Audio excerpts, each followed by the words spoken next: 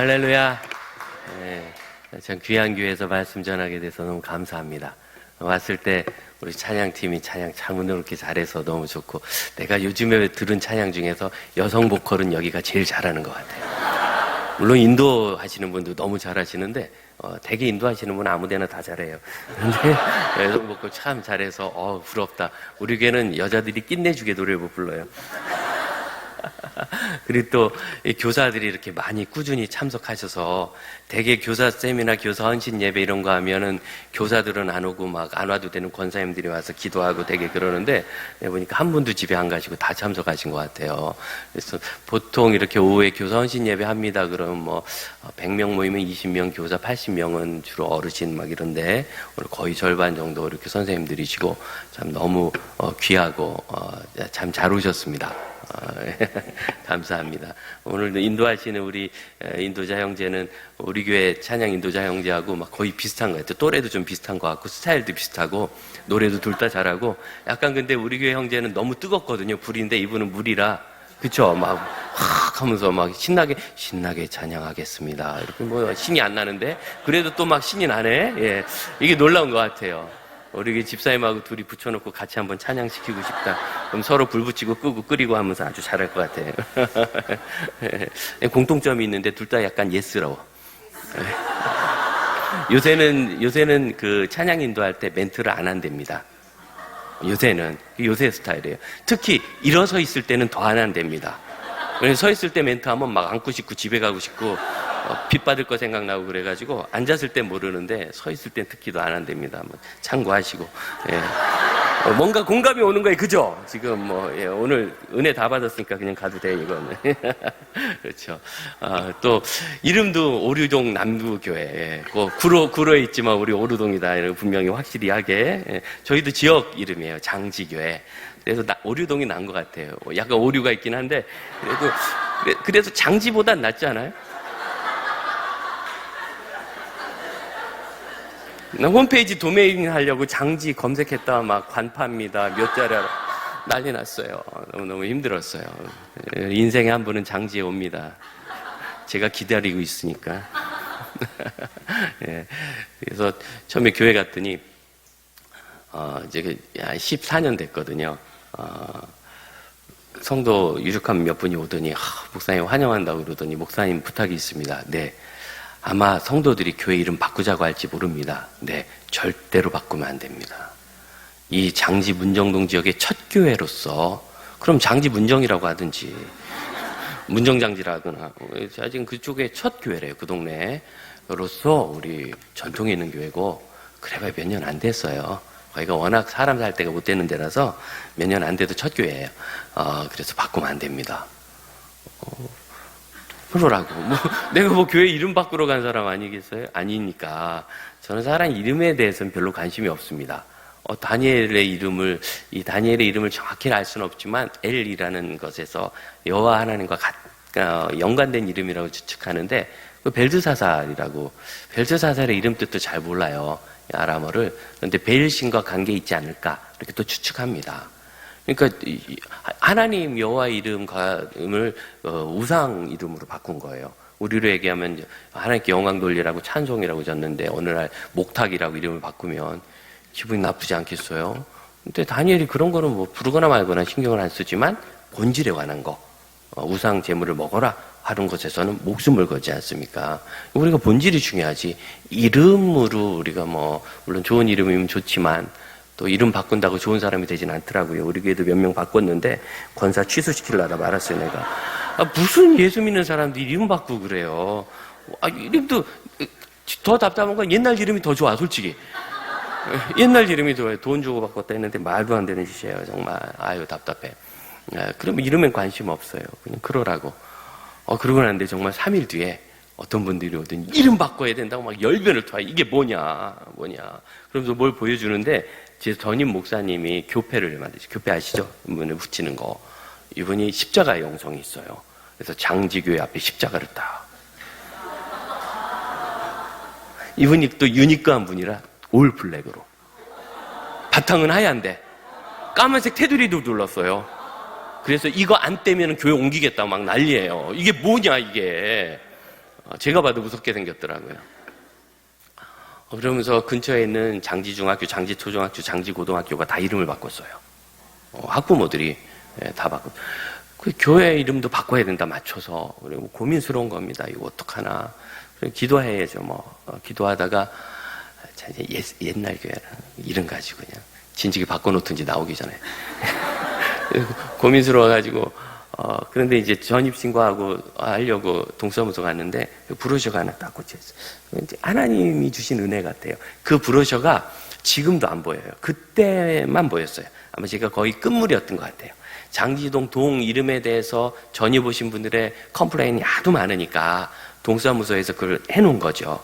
보니까 장지동 명의 이름에 우와, 옛날에 탄천변으로 아름다운 버드나무 가지가, 길고 아름다운 버드나무 가지가, 그럼 태평역을 넘어서 경기도 광주와 강원이나 그 다음에 영남 지역에서 한양으로 올라오려면 태평고개, 수진고개를 넘어서 송파나루로 들어갑니다. 거기 언덕을 다 올라가면 지금이야 차가 다니지만 옛날에 얼마나 높았겠어요. 해발 한 300m 정도 되는데 꽤 높은 높이입니다. 그게. 그래서 거기를 딱 올라서 밑을 보면 저 밑에 한강이 보이고 그 옆으로 탄천변으로 해서 버드나무가 지금도 많아요. 탄천변에는 긴 가지가 이렇게 흔들리면 그렇게 이뻤대요. 그래서 길고 아름답다. 그래서 긴장의 아름다울지. 그래서 장지입니다. 어떤 사람은 긴장의 땅지라고 그러는데 그 사람은 아는 게 하늘천 따지밖에 없는 거지. 그게 아니라 아름다울지입니다. 아름다울지.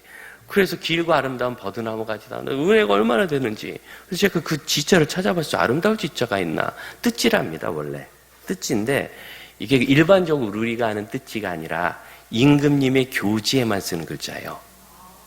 그러니까 그냥 뜻이 아니라 아주 고귀한 임금님의 뜻. 제가 이 뜻지자라고 얘기했는데 아무도 모르더라고요. 근데 중국에서 오신 우리 교파 한 분이 교지 그러시더라고요.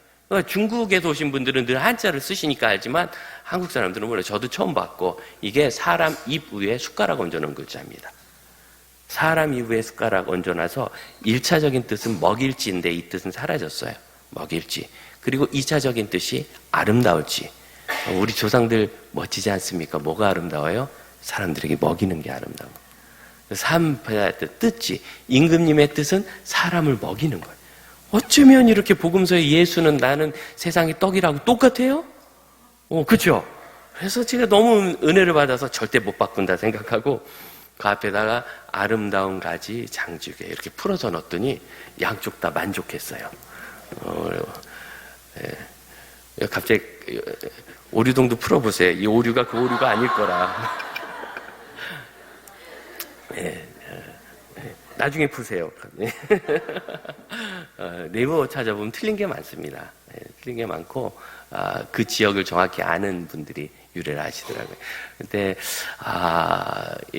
제가 딱 교회에 도착했을 때 우리 목사님께서 그 아름다운 가지 장직을 했는데 이 담을 넘어가는 그 아름다운 가지 요셉의 가지죠. 이 은혜를 많이 받았어요. 이 얘기를 아무도 안 해주세요. 대개는 장직 쿡 이렇게 웃으세요. 다른 목사님들은. 목사님, 우리 선배님 너무 은혜로운 분이고 그래서 여러분도 이렇게 젠틀하고 은혜로운 것 같습니다. 이렇게 첫날부터 첫 시간부터 이렇게 반응이 좋습니까? 이렇게 반응 좋으면 안 끝난다는 거 아시죠? 그러니까 시간을 홀딱 까먹어가지고 오래 할 수도 있어요. 그래서 참 너무 감사하고 그런데 우리가 담을 넘는다. 또 부정적인 사람 월담이라고요. 그러면서 또 부정적인 사람은 어디 가도 부정적인 것 같아요. 자, 지금 부정의 영은 우리가 감당을 못해요. 안녕하세요. 그러면 예전에 안녕 못했어요. 이러고 오늘 좋아 보시네. 옛날에 나빠 보이셨어요. 오늘도 힘드세요. 내가 힘들게 바라세요. 뭘 얘기해도 상처받으니까 그냥 내비둘 수밖에 없어요. 그래서 월담하는 게 아니라 우리 한계를 넘어가서 우리 하나님께서 주신 것은 항상 한계를 넘잖아요. 예루살렘과 온 유대와 사마리아 땅끝 우리 한계를 늘 넘어가서 제가 대학 다닐 때 신학교 제일 큰 예배당 말고 제일 큰 강의실에 한 200명 들어가는 것이었는데 거기에 보면 웨슬리의 그 격언이 적혀 있어요. 장로교회 감리교 창시자 웨슬리의 격언이 세계는 나의 교구다. 세계는 나의 교구다. 그거 볼 때마다 막 부담이 너무 되는 거. 저분은 신방이 언제 끝날까? 세계는 나의 교구다. 그런데 우리가 세계를 언제 다 다니겠어요? 우리 자녀들이 다닙니다. 나는 못 가도 우리 자녀들이 갑니다. 저희 큰아이가 지금 직장 생활을 하는데 초등학교 4학년 때 제가 책을 하나 읽고 싶다고, 레미제라블, 장발장이죠. 그거 읽고 싶다고. 너 읽었잖아. 아빠 그건 동화고요. 원전을 보고 싶대요. 오, 물론 불어로 보는 건 아니에요. 그냥 한국말로 보는데 원전을 보고 싶다. 그래? 가만 생각해보니까 저도 레미제라블은 원전을 읽어본 적이 없는 거예요. 인터넷에 비싸겠는 거라고 찾아봤더니 웬걸 이렇게 두꺼운데 4,800원밖에 안 해요. 아무도 안 사는 거죠. 아무도 안 사서 10년 전 나온 게 아직도 그대로 있더라고요. 팔려요. 4,800원. 그래서 뭐 이런 거 너무 감사하죠. 그래서 주문해서 교회로 왔어요. 집으로 왔어요. 아이에게 야, 책 왔다. 원전은 어떨까? 한번 보고 싶어서 잠깐이나 보려고 그 자리에 서서 챕터 1을 40분간 꼼짝도 안 하고 울면서 봤어요. 야, 정말 빅토르 위고가 왜 대문호인지, 얼마나 그 글이 아름답고, 또 번역한 분도 참 잘했고. 여러분도 원전 못 봤죠? 맨날 여러분이 코제트 나오는 그건 다 동화책이고 정말 오리지널. 언제 한번 좀 볼 필요가 있을 것 같아요. 또 물론 이제 구교 전통이긴 하지만 여전히 구교도 우리 기독교 역사 속에 있습니다.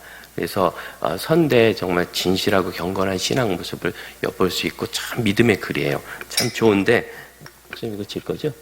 감사합니다. 예. 허락을 안 받고, 허락을 받고면 선배님 무서워요. 여러분 이 바닥도 되게 무섭습니다. 그런데 너무 아름답고 거기에 있는 그 신부가 이제 사제죠, 지금으로 얘기하면. 예, 캐톨릭 구교 전통이니까 계급이 또 다 있고 그래. 제 목소리 잘 들리십니까? 나갈 때 잘 안 들렸다 그러기 없깁니다. 잘 안 들리면 이렇게 신호를 해주시면 제가 좀 힘써 보겠습니다. 그래서 이제 계급제가 돼 있어요. 꽤 높아가지고 거기 보면 계급도 나와요. 우리나라로 하면 원스타 계급이래요. 그래서 국왕이 그 계급에 있는 주교는 원스타다. 그래서 지나가면 공무원들이 경례를 붙이는 겁니다. 이런 사회적으로도 지위가 있고 그분이 어떻게 아름다운 삶을 살았는지 아시지만 장발장이 그 동네 왔을 때 그 장발장이 머리가 장발이라 장발장인 줄 알았는데 이름이 장발장입니다. 장발장이 그 동네 왔을 때 이 사람이 우리 시골에 가면 개방교도소에 있는 겁니다. 상당히 이제 복역 기간이 길어져서 이쪽 교도소에서 저쪽 교도소로 이동하는 중이에요. 기간 내 거기 도착해야 되고 기간 내 도착하지 않으면 탈주로 간주합니다. 열심히 가야 되는 거죠. 그리고 거기 중간에 이 마을에 왔는데 갈 곳이 없는 그를 그 사제가 데리고 자기 집으로 가서 먹이고 채웠고, 그리고 그가 그릇을 훔쳐가는데 촛대도 주었다. 거꾸인가요? 그릇을 훔쳐가는데 촛대도 줬다. 참 아름다운 이야기입니까? 그게 굉장히 아름답게 묘사가 돼 있어서 챕터 1이 끝날 때 장발장이 변화되지 않고는 견딜 수 없는 상황이 거기 있는 거예요. 네. 이게 기독교 교육이죠.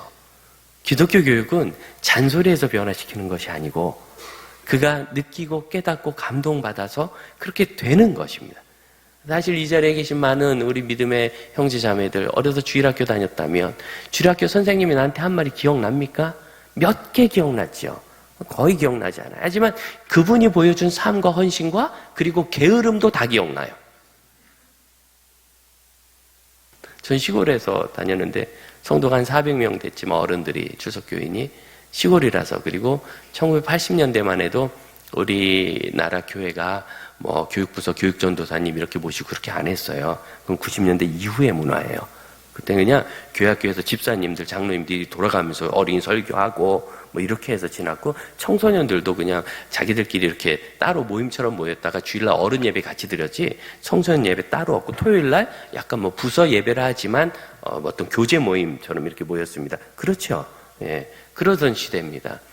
그러니까 안수 집사님 한 분이 전 감리교회에서 권사님이셨는데 토요일날 오셔가지고 예배를 시작해도 안 오세요. 학생들끼리 시작했는데 이상해. 대표기도 끝나면 꼭 와 계셔.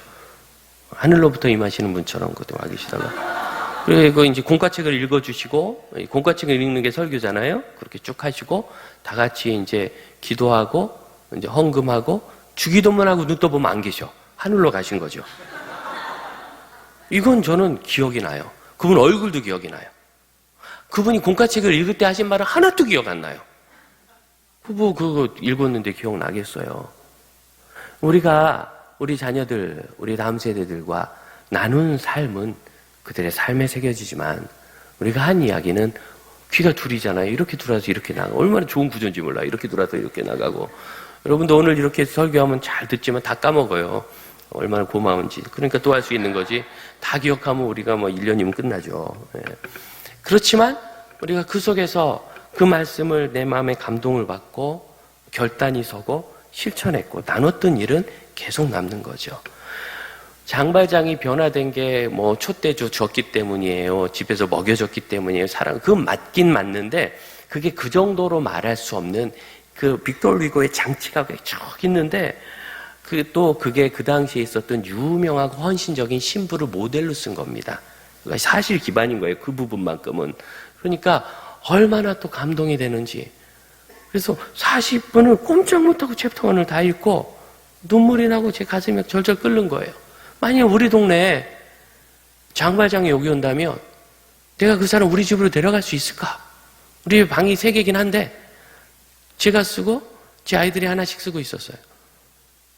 딸만 둘이고 아내도 있긴 한데 셋 다 딸 같아요. 보면은 이렇게 싸우는지 셋 다 딸 같아요.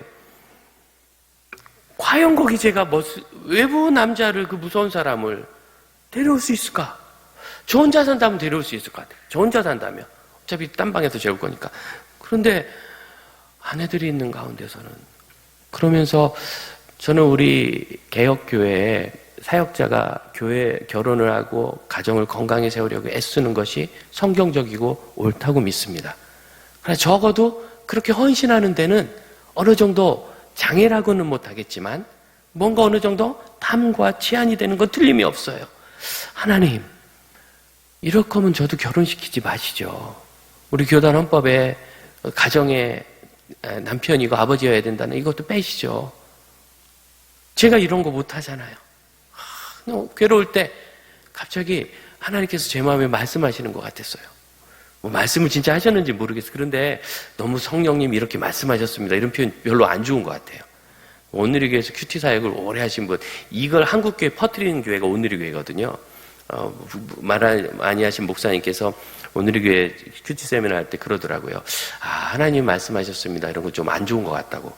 왜냐면 집사님, 권사님들이 와서 막 하나님이 저에게 이렇게 말씀하셨어요 하면서 너무 분명하게 틀린 말을 한대.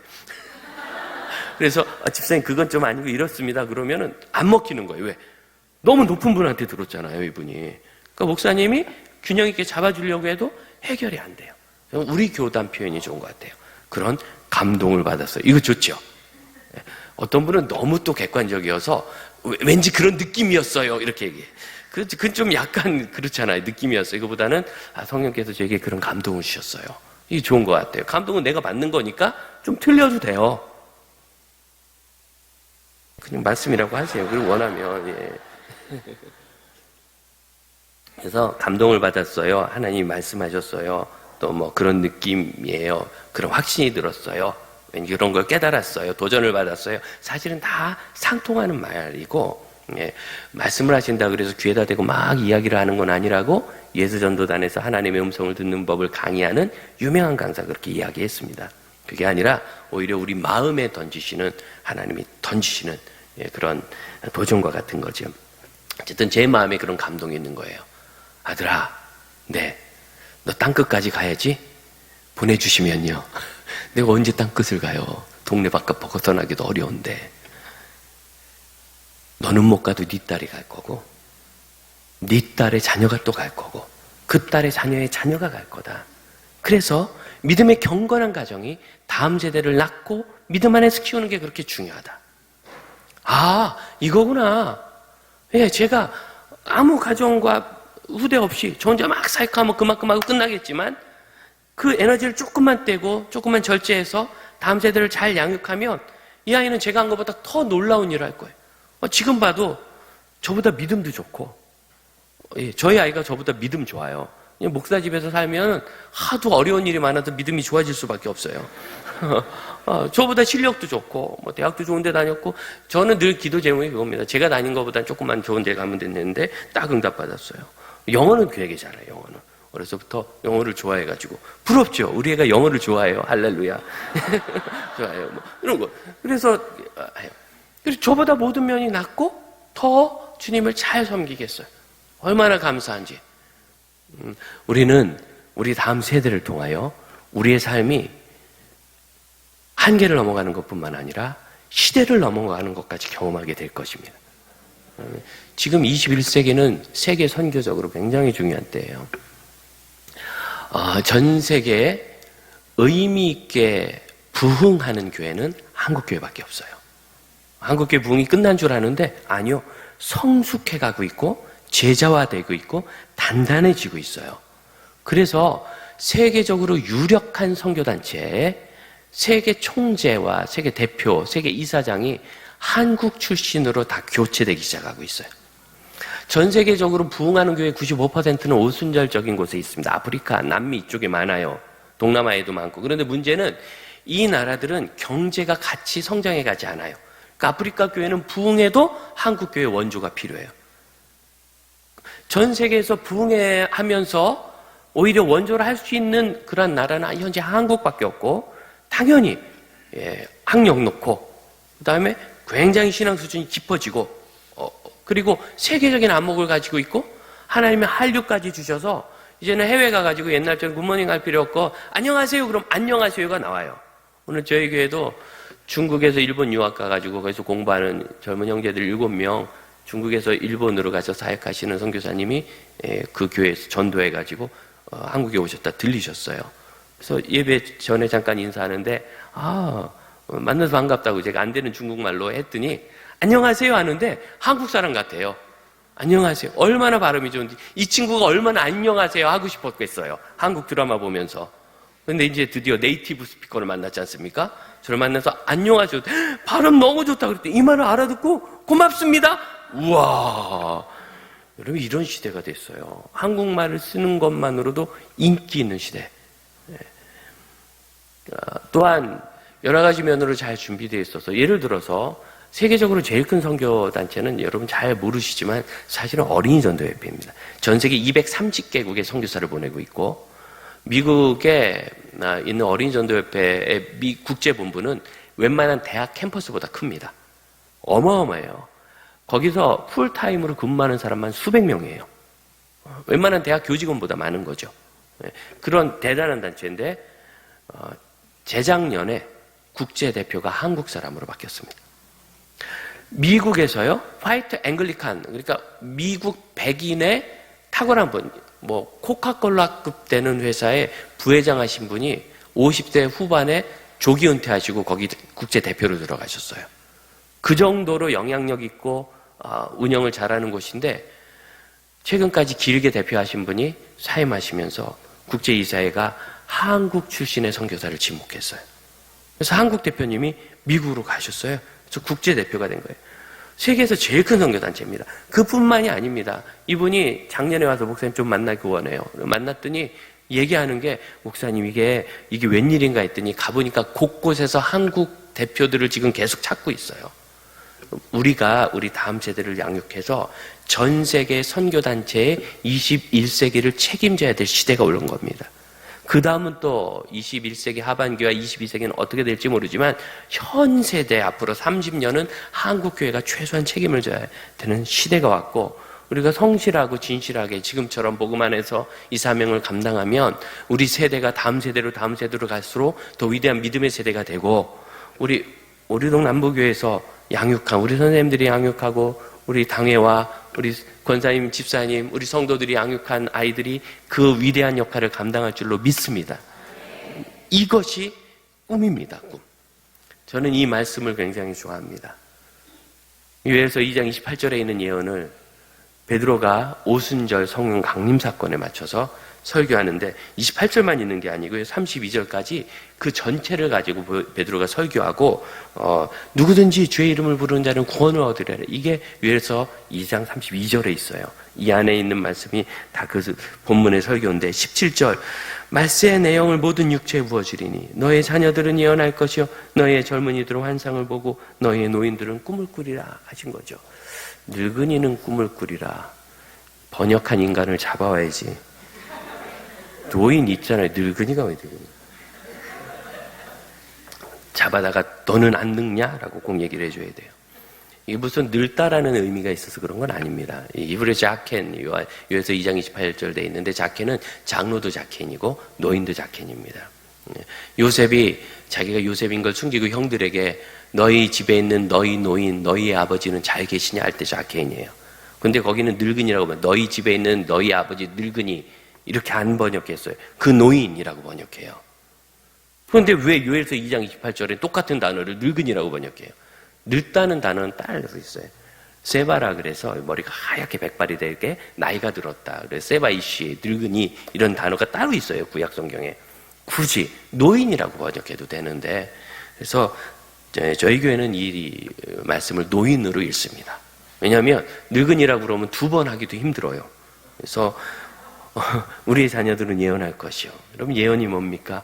언제든지 미래의 일을 말한다는 것은 구약시대나 신약시대만 해도 성경이 완비되기 전이었기 때문에 언제든지 하나님께서 주신 것을 선지자들이 대언하고 또 구약의 율법 두루마리를 설명함으로 말씀을 전했다면 이제는 기록된 이 하나님의 말씀이 우리에게는 최종 예언입니다. 예언. 그래서 이 말씀, 그래서 하나님의 말씀을 아이들이 주장하는 거죠. 뭐 신비한 신적 체험을 했다 이런 거 말고 하나님의 말씀을 또 우리의 젊은이들이 환상을 보고 이제 어린이와 노인 중간이니까 이 젊은이는 젊은이부터 장년 전체를 말한다고 전 믿습니다. 많은 교회들이 청년, 장년을 구분하는데 뭐 필요에 따라 구분할 수 있지만 오해예요. 그러면 청년은 20세 이상의 미혼 남녀일 뿐입니다. 그리고 요즘 비혼도 많아가지고 40대 이후에도 청년 많아요. 근데 40대 이후에도 난 비혼이니까 그냥 청년부에 오는 거예요. 근데 30대 후반이 청년에 있다고 막 반말하더라고. 그래서 이제 불러서 조심해라. 당신이 더 나이 들어 보일 수도 있는 거다. 그렇게 얘기를 해요. 그러니까 이 젊은이라는 것은 청년부터 장년까지 그리고 노인들 3세들을 보여주는 겁니다. 젊은이들이 장년들이 비전에 사로잡히고 그대로 비전이란 단어예요. 그 다음에 너희의 노인들은 꿈을 꾸리라. 여러분 성령의 교회는 이런 교회입니다. 우리의 자녀들이 하나님의 말씀을 말한다. 하나님의 말씀 대신 우리 자녀들이 붙잡는 것은 욕이죠. 욕 엄청나게 잘해요. 가끔 시내버스를 탔다 깜짝 놀래요. 뭐 딱 봐도 중학생쯤 돼 보이는 애가 교복을 입고 치마는 걷어서 되게 작게 하고 엄마 구두를 훔쳐 신고 오고 얼굴에 또 뭘 발랐어요. 그 다음에 그 비싼 아이폰 100만 원짜리를 막 딱 꺼내가지고 욕을 막 하는 거예요. 욕을. 그래서 야, 참 신기한 광경이다. 부정적인 말이 얼마나 많습니까? 난 돼지야. 왜 이렇게 난 뚱뚱해. 슬퍼하고. 난 이래서 안 돼. 난 저래서 안 돼. 여러분 이런 것이 사라지고 우리 하나님의 말씀이 아이들의 이유에 있어야 될 줄로 믿습니다. 한 번은 러시아에서 유학하고 청년인데 아주 멋진 청년이에요. 그때 그 청년 했던 청년 중에 한 자매가 이 교회에 등록했대요. 새신자래요. 오늘 인사하고 갔어요. 그 아는 친구인데 이 친구가 되게 사람이 괜찮은 키는 좀 작은데 멋있어요. 그리고 러시아 말을 막 하잖아요. 러시아 말이 원래 저음으로 깔려야 멋있습니다. 그러면 애들이 막 그냥 내가 보니까 아무 말이나 하는 것 같은데 되게 좋아하고 그래서 인기가 많아요. 청년들 수련회 3박 4일 가는데 교사가 부족하다 그래서 청년부에서 다 보내줄게요. 7명. 야 너도 좀 가. 그랬더니 자긴 교사 안 해볼 거야. 애들 좀 어려운데. 그래서 너 애들이 좋아하는 것 같으니까 그냥 가서 하다 잘 안 되면 러시아 말해. 그래서 그랬다고 하고 갔어요. 그날 저녁에 전화 왔어요. 이 친구 말을 좀 그렇게 목사님 저 데리러 와주세요. 저 갈래요. 왜? 애들이요. 왜 말을 안 들어? 아니 말은 잘 들어요. 그런데 욕을 너무 많이 해요. 선생님 앞에서도 교회 수련회 가서도 그렇게 욕을 한다는 거예요. 믿기지 않는 이야기죠. 그래서 그러니까 네가 필요하지. 걔들이 거룩하면 네가 버림받지. 좀 잘해봐. 아이들이 조라하니까 좀 욕하지 말자고 잘 설득해봐. 알았어요. 다음날 오전에 또 전화 왔어요. 아, 목사님, 너 뭐야? 성경 공부 끝났잖아. 예, 성경 공부 끝났는데요. 저 좀 데리러 와주세요. 또 그래. 왜 그래? 아직도 애들이 욕해? 욕은 안 한대요. 어떻게 했어? 아이들 불러놓고 그날 저녁 집회 끝나고, 야, 니들 이렇게 열심히 기도하고 한 입으로 소리가 나올 수 있어? 기도와 찬양과 욕소리 같이 나오면 돼? 야, 그러면 안 돼. 선생님하고 두 가지 약속하자. 하나는 나는 지각은 싫다. 우리 조가 제일 일찍 모이는 거다. 다 끝나면 선생님이 맛있는 거 사줄게. 와! 두 번째, 욕은 하면 안 된대. 그랬더니 이거 애들이 이건 곤란하대. 왜냐면 접속사가 다 욕이야. 이랬어요, 뭐, 이랬어요, 씨, 뭐, 이렇게 막. 접속사가 다 욕인데 빼면 말이 이어지지가 않는 거야, 애들이. 그래서 곤란하대요. 그럼 이게 진짜 있었던 일이에요. 그래서, 그래도 안 된다. 그럼 나 간다. 그럼 니네 다른 선생님하고 다 흩어져서 다른 반 들어가라. 그랬더니 아이들이, 그러면 욕 안 할게요. 그래서 욕을 안 하기 위해서 아무 말도 안 한대. 정말 아무 말도 안 한대요. 이렇게 하고, 아예 얘도 안 한대요. 말을 안 한대요. 약간 쉽게 얘기해서 좀 개기는 거죠. 예.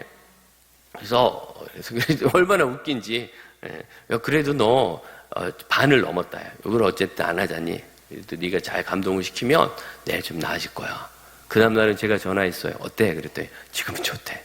말도 잘하고 욕도 안 하고 지네끼리 하는지 모르지만 좋대요. 아이들의 유혹이 어디서 왔는가? 주변으로부터 왔죠. 제 아내 유아교육을 전공했습니다. 결혼 전부터 아기 낳으면 자기는 집에서 애 키울 거라고. 이야, 분명히 나 만날 때는 머리 하얀 원장 선생님이 되는 게 비전이라 그랬는데 그새 마음을 바꿔요. 그래서 그냥 머리가 노래질 때까지는 좀 해보지. 그랬더니 아니라고. 나중에 다시 들어갈 줄 알았는데 안 돌아가더라고요. 그래서 첫애를 낳고 집에서 1:1 교육을 시작했어요. 가르치고 5살 때까지는 집에서 키웠습니다. 집에다가 애가 어린이집 가고 싶어 하니까 우리 집 유치원 애가 이름 정해가지고 붙이고 딱 10시 되면 그걸 딱 명찰을 가면 그때부터 유치원이에요. 그래서 엄마를 선생님이라고 부르고 1:1 우수한 교육을 우습게 배우면서 그렇게 있었어요. 그래 이제 6살 되면 사회성이 필요하니까 이제 보내야죠. 그건 또 분명해요. 그때 부교육자 사례 그렇게 많지 않았어요. 90년대 초반, 후반, 2000년대. 그 정말 저희 집에 있는 모든 돈과 빚까지 아예 유치원으로 들어간 거예요. 어렵게 해서 어떻게 해서 아이들 가르치고 있는데 한 달 지났는데 얘가 집에 와서 지 혼자 뭐 놀다가 뭐가 이렇게 망가지니까 욕을 막 또 아주 정말 추한 욕을 막. 제가 옆에서 듣고 처음엔 놀랐다가 얼마나 웃긴지 걔가 뭔 뜻인지 알고 하겠어요? 성유야, 저희 아이 이름은 성유예요. 하나님께 영광 돌리라고. 그런데 영광 안 돌리고 욕을 돌렸어요. 불러가지고 너 뭐라고 한 게 그게 무슨 뜻인지 아니? 근데 몰라요. 왜 아니? 그냥 입에서 나왔대. 친구들이 한대. 그래서 제가 그래서 성경 강해하듯이 욕 강해했어요. 욕은 이런 뜻이다. 내가 얼굴이 빨개져가지고 눈물을 뚝 흘리면서 아빠 잘못했어요. 나 그런 말인지 모르고 했어요. 모르고 했지. 알면 했겠어요. 그래, 그러면 안 된다. 네. 그리고 생각했어요. 집에 있으면 욕 안 했는데 비싼 돈 들여서 유치원 보내놨더니 한 달 만에 욕을 배워와. 그 누가 배우고 싶어 배웠겠습니까? 그것이 지금 시대입니다. 시대. 사방팔방 얼마나 험한 말이 많고 험한 도전이 많고. 청년들 좀 넘어가면 어때요? 요즘엔 그 소리 그나마 없어졌는데 이제는 지겨워서 안 하는 거죠. 3포 세대, 5포 세대, 7포 세대. 너에겐 기회가 없다. 말도 안 되는 소리 하지 마세요. 지금 자란 아이들이 얼마나 기회가 많은데요. 정말 기회가 많은 때 살고 있어요. 여러분, 제가 그래도 비교적 해보니까 중간쯤 되는데 제가 클 때만 해도 여건이 어디 있습니까? 청년 때. 요즘 청년들 자기가 안 가서 그렇지 교회만 다니면 얼마든지 해외 아울리치 갈 기회가 있어요. 밥 굶는 거 너무 그렇고 지방에서 서울 와서 학교 다니면 돈이 부족하다 그러는데 지금은 부족하지 옛날엔 그냥 쪄들렸어요. 예. 네. 가난하면 국가 장학금 주고 형편이 좀 안 되면 얼마나 감사하지. 목사들은 다 받아요. 재산이 없어서. 그리고 이런 거 좀 있으지만 약간의 그 부채 정도면 충분히 되는. 예전에 안 그랬어요. 저희 친구들, 동기들, 신학교는 좀 다르지만 일반 대학 간 사람들 다 1학년, 2학년 마치면 휴학하고 6개월씩 노가대 뛰다가 그리고 군대 갔다 와서 또 6개월씩 노가대 뛰고 그래가지고 3학년, 4학년 졸업해도 빚 잔뜩 지고 그러지 않았습니까? 아르바이트 짤이 지급처럼 시급 10,000원 주는 데가 어디 있습니까? 옛날에 시급 4,000원인데 그것도 안 주려고 편의점 가면 2,400원 줬었어요. 그 몇 년 안 된 얘기입니다. 지금은 얼마나 기회가 많은데요. 얼마나. 그런데 자꾸 아이들을 위해서 아무것도 해주지 않는 사람들이 5%세대, 7%세대 청년들이 미래가 없고 청년들에게 기회가 없고 앞으로 우리처럼 막 돈을 많이 벌 기회가 없고 지금 많이 버는데 앞으로 많이 벌 게 뭔 필요 있어요. 이미 많이 버는데 저희는 국민소득 4,000불일 때 언제 우리가 10,000불 되나 했다 10,000불 되고 20,000불 되고 30,000불 됐는데 이미 30,000불인데 얼마나 더 벌겠다는 거예요. 얼마나. 여러분 이건 다 사실이 아닙니다. 지금 현 사회는 부정적인 인식이 거의 주류를 형성하는 그냥 부정적이고 자극적으로 기사를 써야 신문을 클릭하고 부정적이고 자극적인 제목을 달아야 여러분이 낚여가지고 다 유튜브 눌러보고 그 내용이 아니네 이러고 다 그러고 사는 거예요. 그러다 보니까 어디를 봐도 여러분 보세요. 정부 좋은 정부예요, 나쁜 정부예요? 나쁜 정부지 맨날. 그럼 여당은 나쁜 당이지. 야당도 나빠요. 경찰도 나빠. 선생님도 나빠요. 지금 문화 보세요. 요새는 의사도 나빠요. 또 복지부도 나빠. 다 나빠. 좋은 거 봤어요, 요새? 지금 이 사회가 우리 아이들의 미래를 어둡고 음울하게 만들어요. 사실은 그렇지 않습니다. 5,000년 한반도 역사에 요즘처럼 잘 먹고 잘 사는 때 있어요? 5,000년 한반도 역사에 최근 30년처럼 살아본 적 있어요? 단 한 번도 없어요. 어제도 딸기가 세상에 세종대왕도 못 드신 2월의 딸기를 제가 그렇게 마셨어요. 거짓말입니다. 그런데요, 자꾸 그 얘기를 들으면 그래요. 저에겐 젊은이들이 좀 많이 모입니다. 2010년도 제가 갔더니 교회에 청년부가 모이는데 2명이 모여요. 노회장 한 번, 노회장 한 번, 노회장 한 번, 노회장 한 번, 3번씩 하고 이제 4번째 될 때 호주의 워킹 홀리데이 같은 청년이 돌아왔어. 네가 좀 해라. 그랬더니 걔가 1년간 하고 도저히 못 다니겠다고 딴 데를 가버렸어요. 그래서 다시 얘가 4번째 회장을 하는 그런 수준에 제가 갔어요. 교회는 성도들 한 80명 되고 거의 다 노인들 많고 오늘 오더니 목사님 신방 좀 그만 오세요. 3번 갔더니 그만 오라고. 할 일 없어요. 심심해서. 거기가 가게였거든요. 그래서 그냥 지나가다 들렸더니 이제 그만 오라고 힘들다고. 할 일이 없는 게 목사가 공예배 드리고 나면 정말 할 일이 없어서 시간 남아서 청년부를 맡았습니다. 2명. 그리고 한 8년 됐더니 출석이 200명 됐어요. 저희 청년부들이 코로나 전에 200명 모였는데 교회 출석하는 청년들이 한 300명 되고 소극으로 모이는 인원들이 한 200명 됐는데 코로나 때 다 죽었어요. 분명히 살아있는 걸 아는데 안 나타나. 그리고 이제 다시 회복해서 이제 한 130명 이렇게 좀 되고 있습니다. 결혼을 안 해요, 애들이. 전 좋긴 해요. 청년가 계속 늘어나니까 결혼 안 하니까. 그래서 하여튼이 너무 결혼에 대한 부담을 전혀 그렇지 않다. 결혼을 해봐라 얼마나 좋은데. 누가 결혼을 해도 후회 안 해도 후회 이런 얘기 하잖아요. 그거 약 올리려고 하는 얘기예요. 해도 후회 안 해도 후회가 아니라 하면은 가끔 불편하고 안 하면은 후회할 줄도 몰라. 뭔지 모르니까. 해봤어야 후회할 게 있지. 그리고 후회하는 이유는 딱 하나예요. 오해하기 때문이에요. 오해. 내 개념이 틀려서 후회하는 거지 원래 결혼이 그런 거예요. 그럼 후회할 게 없어. 원래 결혼하면 밥맛이 없어지는 거는 이런 거예요. 그러면은 오해할 게 없어요. 그럼 후회할 게 없어요. 그런데 막 결혼해서 막 행복하긴 해요. 결혼은 되게 행복한데 이 행복이 뭐냐가 중요해. 막 자극적이고 감정이 막 끌어오르고 그거는 심장병인 거예요.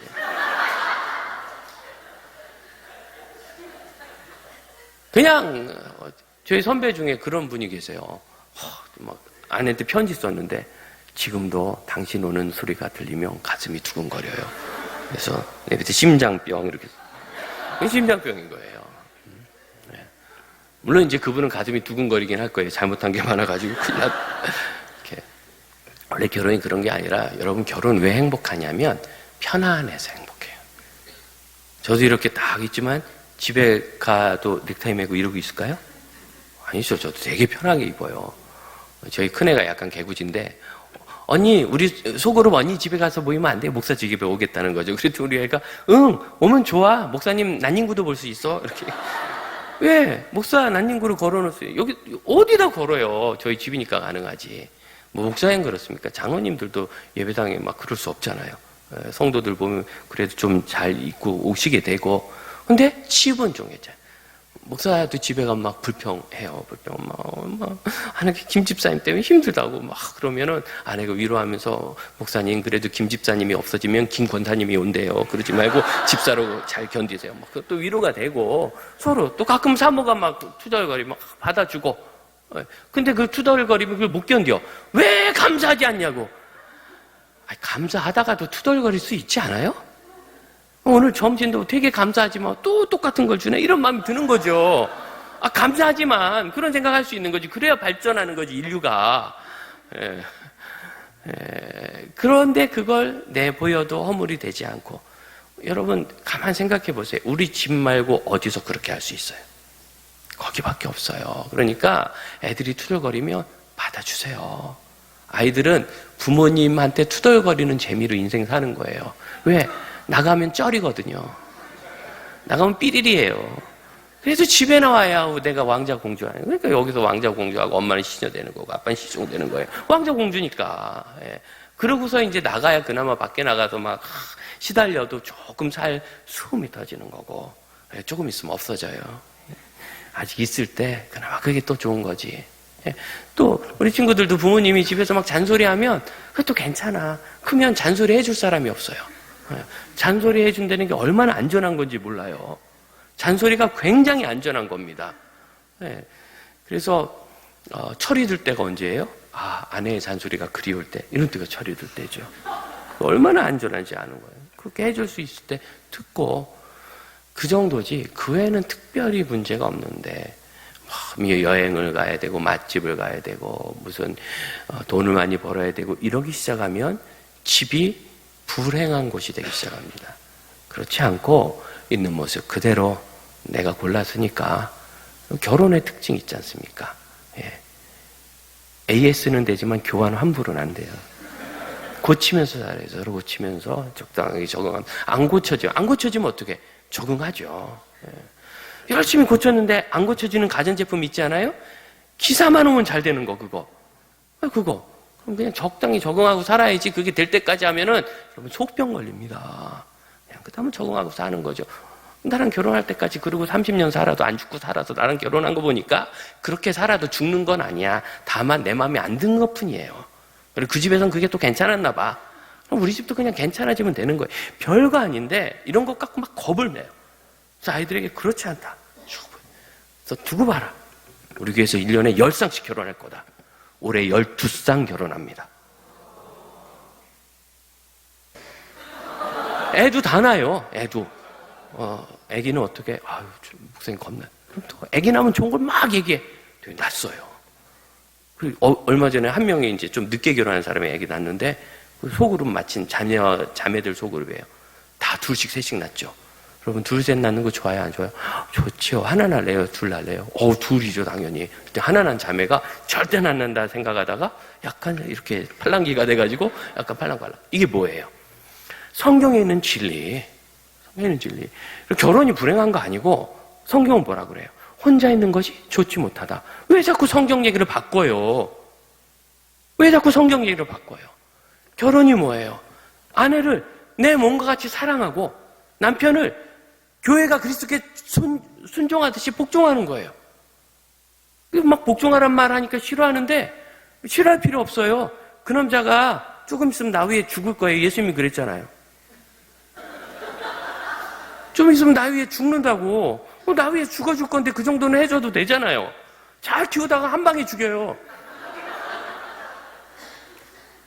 성경에 있는 그대로 하면 불행할 게 하나도 없는데 성경이 아니라 결혼해가지고도 내가 번 돈 따로 네가 번 돈 따로 이래가지고 생활비 내서 막 이렇게 살고 언제든지 헤어질 준비하는 애들처럼 그래서 불행한 거예요.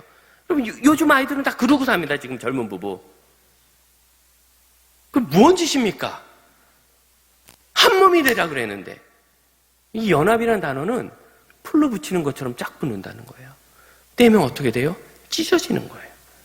뒤돌아갈 것이 없다라고 분명히 믿고 결혼할 때 그러니까 기도 열심히 하고 인품 잘 보고 환경 좀 그만 보고. 우리 젊은이들이 비전을 따른다는 얘기는 결국 하나님의 말씀이 보여주는 걸 따르는 거죠. 이 비전이라는 단어가 처음 나오는 것이 창세기 15장입니다. 하나님께서 아브라함에게 하늘의 별을 보여주시고 내가 저걸 너처럼 많게 해주겠다.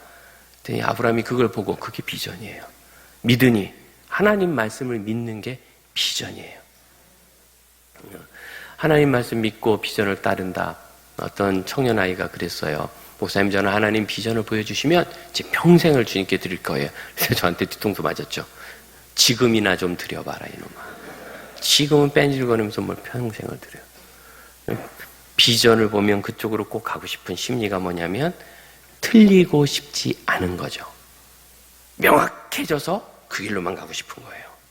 여러분, 제가 딱 한 번 당구장에 가봤는데 신학교 다니느라고 또 돈도 없고 시간도 없고 당구 칠 시간이 어디 있어요. 가본 적이 없는데 신학대학원 가서 불경건한 전도사들을 만나가지고 제가 안 간다니까 이렇게 꼬시래요. 당구장에서 먹는 짜장면 맛있다. 그래서 제가 짜장면 되게 좋아해요. 그래서 혹했어요. 그래서 가서 언제 짜장면 시키나. 당근 안 치고 짜장면 시키라고 계속 맛있긴 불어 터져가지고 맛없어요. 재미없어서 다시 안 가요. 그런데 그때 그래도 제가 당구 30입니다. 웃는 사람들이 이거 뒷조사 해봐야 돼요. 그냥 가면 시작이 30이래요. 그래서 20으로 20 맞춰. 20으로 왜 저 공을 맞출까? 맞아, 왜 별것도 아닌데. 맞추기 바쁜데 잘 치는 사람은 막 돌아가면서 맞아요. 그죠? 뭐 쿠션? 예, 3 쿠션 해가지고 뭐 돌아가면서 맞아요. 우리는 직선으로 맞춰요. 멋있는 게 뭐예요? 돌아가는 거예요. 게임을 끝내려면 멋지게 돌려서 맞춰야 돼요. 저기 목적지라도 이렇게 돌아갈 수 있어요. 왜? 그 과정이 필요하거든요. 사도 바울은 어려서부터 예수 알고 디모데처럼 말씀과 믿음 안에서 자란 사람이 아니었습니다. 율법밖에 모르고 어린 나이에 예루살렘으로 유학 와서 길리기아 다소가 대단한 성읍이거든요. 거기로부터 부모님이 무슨 뜻이 있었는지 너는 예루살렘으로 가서 정통으로 율법을 배워라.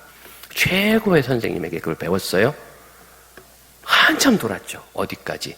스데반을 죽이는 데 앞장선 사람이 됐습니다. 우리가 실수도 하고 잘못도 했지만 혹시 담임 목사님을 죽여보셨다거나 어떤 선교사님을 순교시켰다거나 그런 일은 안 하잖아요. 저는 바울이 다메섹 도상에서 예수 그리스도를 만났을 때 스데반 죽인 게 얼마나 생각났을까? 얼마나 생각났겠어요. 그렇게 돌아갔지만 결국 그렇게 위대한 사도가 된 겁니다. 그럼 여러분, 그때까지 바울에게 있는 게 뭐예요? 성실이죠.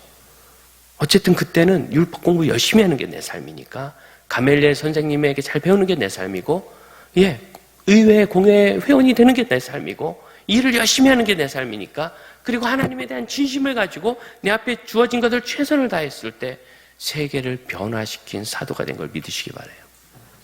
그러므로 비전을 본다는 것은 보여주시는 것을 거기까지 가보는 겁니다. 아브라함에게 내가 너에게 보여줄 땅으로 가라. 지시할 땅으로 가라. 아직 지시 안 했는데 어떻게 가요? 일단 가면 지시해 주는 거예요.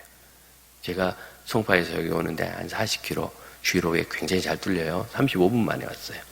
가는데 내비게이션이 40km 전방에 우리 동 남부교회가 있습니다. 근데 송파에서는 이 교회가 안 보여요. 안 보이지. 송파에서 여기가 보이면 여기 보이는 거죠. 그런 사람 운전하면 돼. 송파 우리 동교회 보이네. 이러면 운전하면 안 되죠. 제정신이 아닌 거죠. 내비게이션이 뭐라고 하느냐면 50m 전방 우회전. 거기 가면 200m 전방 좌회전. 그 다음에 우회전. 여기까지는 가르쳐줘요. 거기 가야 그 다음 건 나와요. 하나님의 인도하심이 이와 같아요. 우리가 하나님이 주신 목적지, 그 목적지는 다 똑같습니다. 예수 그리스도의 영광 이루고 복음을 전하고 예수 그리스도의 형상을 이루고 교회를 아름답게 가정을 세우는 것 다 똑같아요. 그리스도의 제자로 사는 것. 그런데 그 목적을 이루는 과정은 하나님이 나에게 주신 삶의 범위에서 지금 할 것만 보여주는, 우리 교사들은 어떻게 훌륭한 교사가 될지 사실은 막막하죠. 그 길을 알면 열심히 할 건데, 그러나 지금 하나 한 거예요. 오늘 저녁에 헌신 예배 나가라. 온 거예요. 이거 하고 나면 그 다음 할 거를 기도 가운데 성령님께서 우리 마음에 감동 주시고 강의 듣다 깨닫게 되고, 교사들하고 얘기하다가 그렇게 하면 아이들이 변하는구나 깨닫게 되고, 나도 그거 해보고 그 다음 거 해보고 그 다음 거 해보고, 이렇게 해서 성장하는 겁니다. 여러분, 청장년 여러분, 먼 걸 보지 말고 지금 보여주시는 것을 봅시다. 그리고 제가 제일 사랑하는 말씀은 노인들이 꿈을 꾼다는 말씀. 우리는 꿈은 애들이나 꾸는 건 줄 알지만 성경은 노인들이 꿈을 꿔야 한답니다. 우리 선배님, 어르신들 꿈을 꾸셔야 돼요. 지금 우리 교회에 있는 교사들과 이 다음 세대가 어떤 위대한 일을 할까? 나 어렸을 땐 저렇게 하지 않았는데, 이런 라떼 끓이는 소리는 그만하시고, 라떼는 그거 말고 그만하시고, 나와 다른 이 아이들이 어떻게 이 다른 시대를 열어갈 것인가? 기대함. 이게 꿈 아닙니까? 기대함. 이 꿈이 있으면 기꺼이 나를 바꾸고 변화시키고 헌신하는 겁니다. 이번 1월에 저희 처음 해본 겁니다. 청소년들을 16명 유럽에 12박 13일 종교개혁지 답사를 보냈어요. 그 일을 위해서 교인들이 2,500만 원을 헌금했습니다. 우리 교회에서 단일 헌금으로는 제일 많이 한 겁니다. 지금은 저희가 조금 모입니다. 숫자가 늘어서. 그래도 그렇게 처음 해봤어요. 헌금 바구니 돌린 것도 없고 작정도 안 했는데 그냥 십시일반 가져오셔서, 왜? 꿈이 있거든요. 이 아이들이 가져다 와서 지금 준비된 21세기 세계 교회를 이끌 아이들이 돼야 된다는 게 우리 비전이에요. 지금 우리 교단도요, 목회자가 부족해요. 제가 다닐 때 한 학년 1,500명이었어요. 엄청 많았죠? 지금은 한 학년 300명이에요. 1년에 목사는 200명밖에 안 나와요. 졸업한다고 다 목사 되지 않거든요. 여성들도 있고.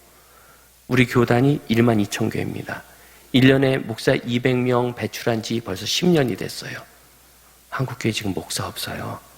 지금 옛날에는 우리 이렇게 참 좋은 교회에서 후임 목사님 모십니다 하면 막 120통씩 이력서 왔는데, 지금은 20통이 안 와요.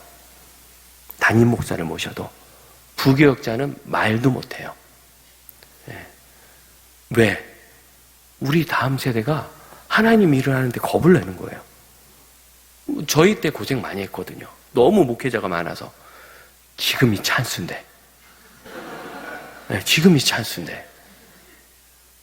우리 아이들이 이 한국교회를 다 책임지는 교회와 선교지에 굉장히 중요한 일꾼으로 자랄 줄로 믿습니다. 이 일을 위하여 한번 합심하여 기도합시다. 합심하여 기도할 때 우리 교회 성령 충만하여 우리의 자녀들이 하나님 말씀으로, 우리의 젊은이들이 하나님 주신 말씀의 비전으로, 우리의 노인들이 그 비전을 마음에 품고 기뻐하는 꿈으로 충만한 3대가 은혜로운 교회가 되게 하옵소서. 합심하여 기도하겠습니다. 아버지 하나님, 저의 마음 중심에 임하시고 하나님의 뜻을 깨달아 알게 하시며, 우리 주님께서 저에게 원하시는 것을 이루어드려 하나님께 영광 올려드리는 참 믿음의 교회와 공동체가 되게 하여 주옵소서. 이곳에 아름다운 오류동을 변화시키고 한국을 세우고 세계 교회의 다음 세대를 세워갈 아름다운 교회와 그 교사들과 그들의 자녀들과 그들의 학생들을 주셨으니, 주님, 이 일이 우리 자녀들이 세상이 아니라 하나님의 말씀을 따르는 것으로, 우리의 젊은이들이 비전을 보고 주께 헌신하는 것으로, 우리의 노인들이 그 꿈과 희망으로 기쁘고 충만한 것으로 채워주시고, 언제든지 하나님의 일하심을 보게 하여 주시고 하나님의 뜻을 세워가게 하여 주옵소서. 주님께서 함께 하시는 분이십니다.